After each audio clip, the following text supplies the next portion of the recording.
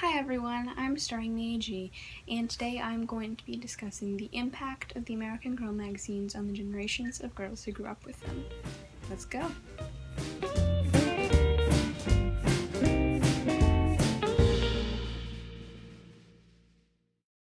The American Girl magazine began in December of 1992 and ran 27 years until the final issue in January 2019. My family received our first issue in March 2011 and continued to receive it until the magazine's discontinuation. As both I and my sister can confirm, this magazine had a positive impact on the generations of girls who grew up with it through the positive messages, influences, and fun it would provide on an otherwise boring day. From the beginning, American Girl magazine stood out from other tween-directed periodicals. For one thing, there were few tween-directed periodicals, especially for girls. A lot of times, 8 to 13-year-olds would have to skip straight to the teen magazines like Seventeen or Teen Vogue.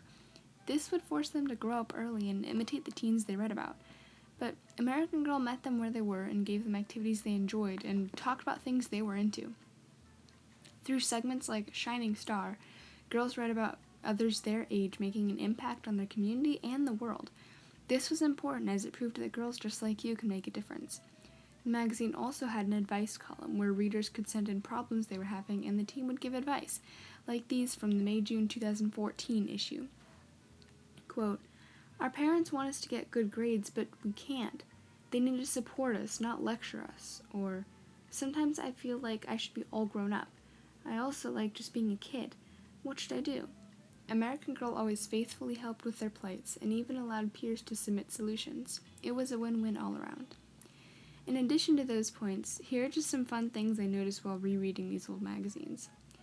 For one, you can really see fashion and culture evolve as you look through these, especially as the 2000s to early 2010s were when tween fashion really became more common. In the early 2010s, layered clothes and weird accessories were prevalent in illustrations and photos. Slowly, things shifted to the middle parts and graphic tees you see today. Also, technological changes are evident too, especially in two polls from 2012. One asks girls which they'd like to see in a vending machine: nail polish, shoes, MP3 players, or hair ties. 53% said MP3 players. I would have said shoes, because they're too darn expensive. But anyway, the other asks which of these is almost always in your backpack, and lip balm won over a cell phone. If that isn't a sign of the times, I don't know what is.